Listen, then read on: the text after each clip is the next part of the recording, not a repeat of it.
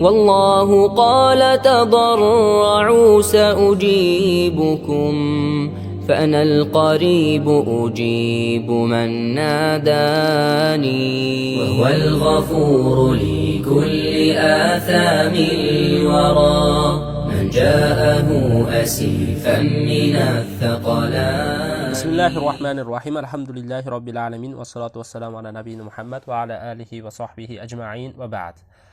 Assalomu alaykum va rahmatullohi va barakatuh. Mana aziz birodarlar, o'tgan safargi darsimizda Shayx Munajjid hafizahullohni biz kichkina 21 ta foyda degan bir kitobidan dars qilib o'qib ketayotgan edik. Inshaalloh 5 ta bir foydani o'qigan bo'ldik. Birinchi foyda Shavvol oyi muborak oy ekanligini aytdi va yana shu bilan birgalikda musulmon insonga Shavvol oyidan 6 kunlik ro'zasini tutib qo'yish sunnat ekanligini o'qidik. Va yana shu bilan birgalikda Shavvol oyining 6 kunlik ro'zasini kim tutadigan bo'lsa 1 yillik ajrga teng bo'lishligini ham aytib o'tdi. Bunga haqida hadis kelgan va hamda Rasululloh o'zi tafsir qilib berganligini 4-qoidada o'tdik va hamda bu ajr mukofot bilan boshqa ajr mukofotda farqini ham aytib o'tdik. Ya'ni ba'zi ulamolar nima degan ekan? Ya'ni Alloh taoloni qisqa qilib aytadigan bo'lsak, ya'ni bu farazan hayolda u masalan haligi 6 kunlik ro'za bilan nima bir-biri bilan, ya'ni Ramazon ro'zasi bilan 6 kunlik ro'za hisoblasak, ana shu farazan 1 yilga teng bo'ladi. Endi bundan boshqa yana foydalari ham bor deb turib endi aytilgandek bo'lgan. Xo'p, endi hozir 6-foydaga keldik. Demak, bu kitob o'zi Shayx Munajjid hafizahullohning kitobi ekan. O'tgan safar qisqacha bir tanishtirib o'tamiz deb turib tanishtirib ham o'tmabmiz. Bu kishi mana hozirgi kunda tirik bo'lgan shayxlardan, yoshlari ham katta, Shayx Usaymin rahimahullohning shogirdlari. Bu kishi hozir qamoqdalar.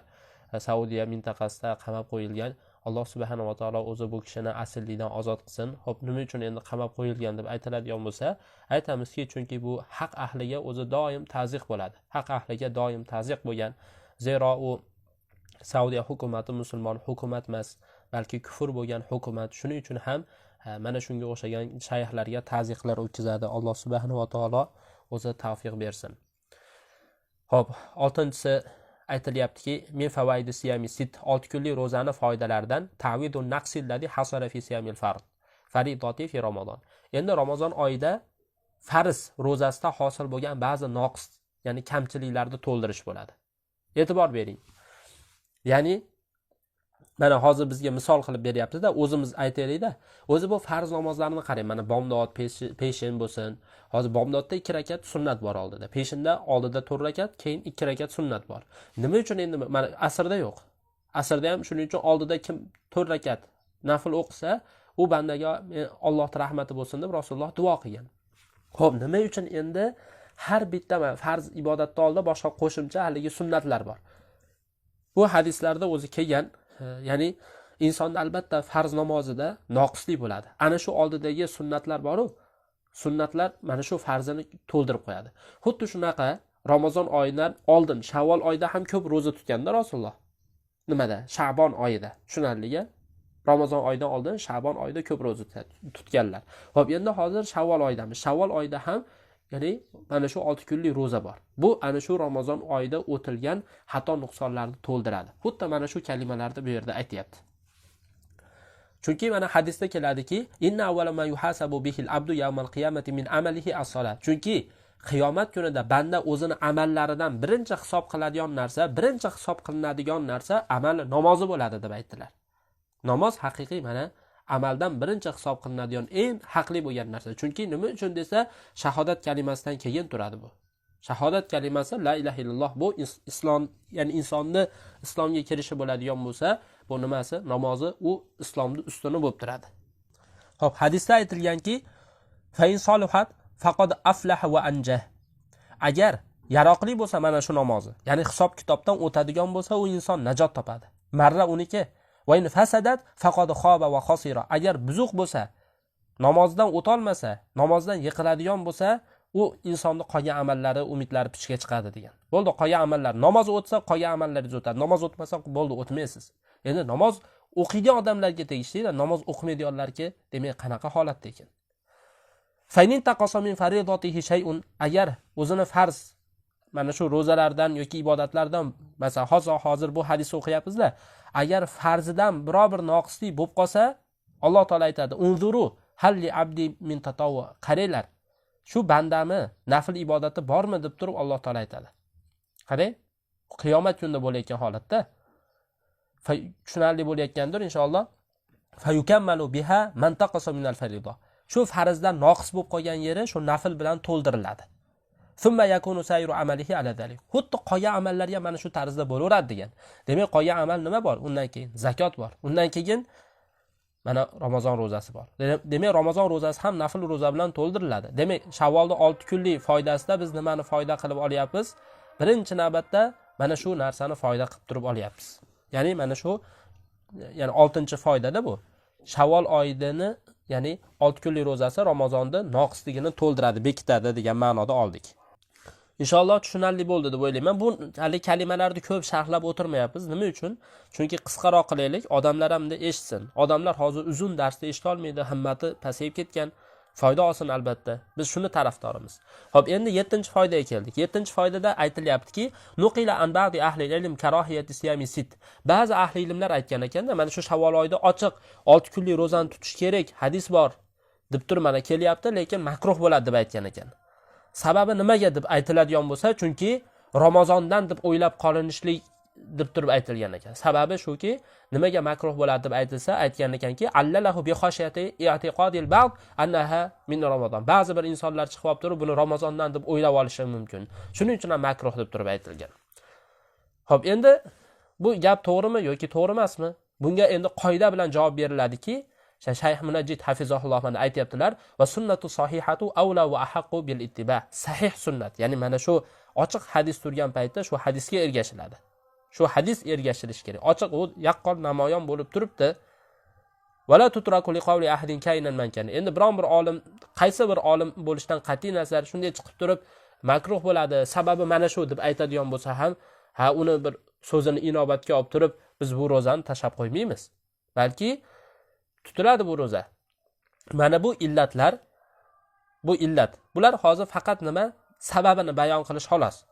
La tuqawimu sunnata sahihata. Mana bu shu sababini bayon qilinadigan narsalar sog'lom ochiq hadis turgan paytda u hadisga teng kela olmaydi. Ochiq hadis turibdimi, biz hadisga amal qilamiz. Demak, Shavvol oyini mana Alloh subhanahu va taolo bizni rasulga ergashishga buyurgan. Alloh taolo oyatda aytadiki, va ma atakum rasulu fakhuduhu va ma nahakum anhu fantahu. Payg'ambar nimani olib kelsa olinglar, nimadan qaytarsa qaytinglar, tiyilinglar deb turib kelgan. Demak, hozir payg'ambarimiz sollallohu alayhi va sallam olib kelgan narsani olamiz. Mana olib keldi 6 kunlik Shavvol oyini ro'zasini. Bo'ldi, mana shu oyda ro'za tutamiz. Endi ba'zi ulamolar makruh bu, sababi Ramazondan deb o'ylab qolishlik mumkin deb turib aytilsa, u dalil kerak bizga. Bu nima qilamiz unaqa narsaga ergashib? Ochiq hadis turgan paytda. Xo'p, demak tushunarli. Xo'p, endi yana bizga hozir bo'ldi. 7-qoidani ham tugatdik. Foydani endi 8-foydaga o'tdik. Aytayaptiki, 8-foydada albadu fi qado'i farida asra fi baro'ati zimma. Ba'zi odamlar mana Ramazon oyida ro'zani to'liq tuta olmay qoladi. Xosatan ayollarda bo'ladi yoki bo'lmasa boshqa bir insonlarda uzr sababli nima bo'ladi? Ro'za tuta olmay qoladi. Masalan, ayollarda hali odati hayz kunlari kelib qoladi-da, ro'za tuta olmay qoladi. 6 kunlik ro'za, ya'ni nima? Farzdan bir qancha, masalan, bir hafta bo'lsin yoki bo'lmasa 10 kun bo'lsin, shunaqa ro'za tuta olmay qoladi. Endi nima qilish kerak? Shu odam hozir birinchi Shavvolda tutib olish kerakmi yoki bo'lmasa qazosini tutib olish kerakmi deb aytiladigan bo'lsa, mana Shayx Munajjid hafizahullohning so'zlarini o'qiymiz bu haqida nima deganligini. Ya'ni farzni qazo qilishda, ya'ni inson mana shu Ramazon oyidagi qarzlarini to'lab berishligi, ya'ni Ramazonda mana tasavvur qilaylik, bir inson bir hafta ro'za tuta olmadi. Xo'p, mana shu bir haftalik ro'zasini boshlashligi o'zini zimmasini poklashlikka yaxshiroq, tezroq bo'ladi deb aytayapti. Ya'ni inson mana shu farz ro'zadan tezroq o'zini qutultirib oladi. Agar 6 kunlik masalan ro'zani, ya'ni aytayapmiz, bir hafta ro'zasi qolib ketgan bo'lsa, ana shuni tutib oladigan bo'lsa, o'zini zimmasini poklab oladi. Xo'p, endi yana aytayaptilar, qarang. Famakan alayhi ayyamun. Qaysi bir insonda bo'ynida bir qancha kunlar bo'lsa, bir qancha kun, masalan, ro'za tuta olmay qolgan.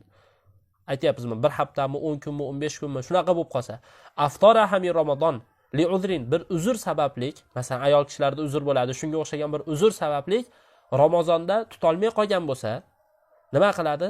Shuni tezroq, mana Shavvol oyiga chiqdik hozir, Shavvol oyida to'lasin. Tezroq tutib olsin, bir kuniga bir kun qilib turib. Nima uchun desa, o'zini qutultiradi birinchi navbatda.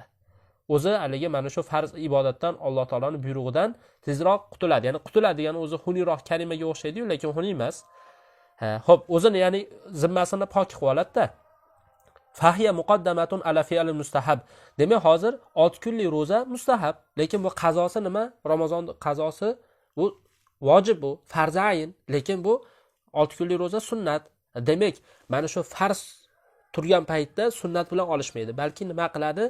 Albatta mana shu farzni tutib olsa, shu o'ziga yaxshi deb turib aytayapti. Umum holatda shunday. Demak, bu nechinchi qoida bo'ldi? 8-chi. Endi 9-qoidani o'qiymiz. Kim shu hadisda kelgan savob, ajr, mukofotni xohlasa, hadisda ochiq ajr mukofot keldi. Masalan, 1 yillik rozaga ajr mukofotga teng bo'ladi shu Shavvol oyida kim 6 kunlik roza tutib qo'ysa dedi.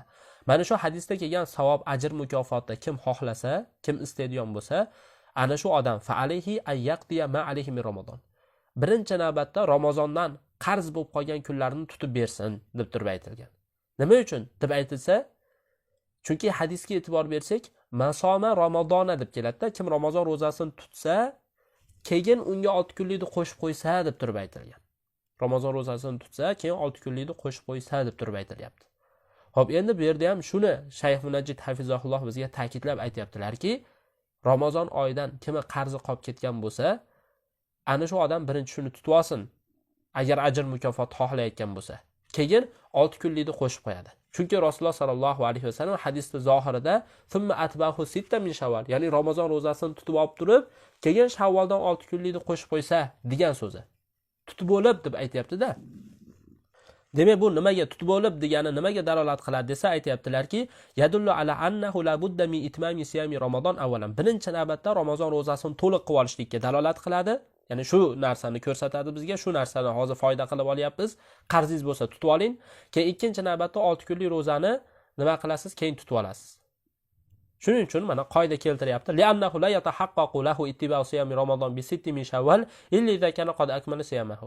Chunki inson Ramazon rozasiga 6 kunlikni ergashtirishda hech bir imkoniyat yo'q, illoki agar shu Ramazon rozasini to'liq qilib bo'lgan bo'lsa, keyin 6 kunlik rozasini nima qiladi? Keyin tutib beradi. Inshaalloh bu gaplarim tushunarli bo'layotgan bo'lsa kerak deb o'ylayman. Inshaalloh bu nihoyatda muhim bo'lgan mavzularda aytayapti. Ya'ni hozir bir odamda mana bo'ynida qarzi qolib ketgan bo'lsa, shu qarzini tutib bersin, keyin nima qilsin? 6 kunlik tutsin deb turib aytilyapti. Xo'p, endi 10-qoidani o'qiylik. Qarang, 10-qoidada aytayaptiki, la yasihu jamu qado Ramazon ma sit min Shawwal bi niyatin wahida.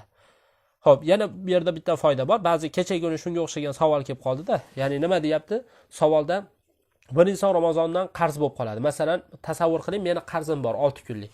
Xo'p, shu 6 kun Ramazondan qolib ketganda, Ramazondan tushunarli-ya.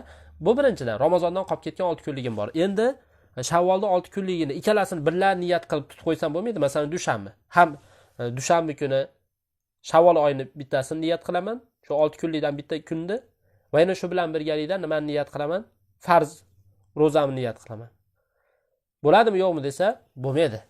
Shuni aytayaptilar. Nima uchun?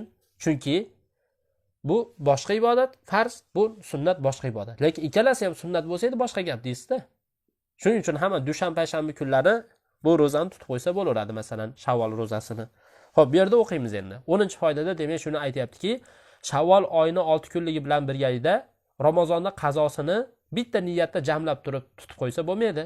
Faman aftara Ramazona li uzrin. Kim endi bir Ramazonda uzr sababli ro'za tuta olmay qolgan bo'lsa, bu inson 6 kunlik mana shu 6 kunlik nafl ro'za bilan boshqa Ramazonda qolib ketgan qazolarning o'rtasida bitta niyat bilan ikkalasini tutib qo'yishligi joiz emas. Ya'ni bu degani oddiyroq qilib aytsak, bitta o'q bilan ikkita quyonni urish deganida.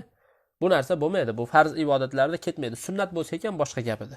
Shuning uchun bu foydani 11-foydada aytib o'tilgan. Lekin hozir mana shu 5 ta foydani o'qidik. Inshaalloh mana shu yerda to'xtaymiz. Vallohu alam.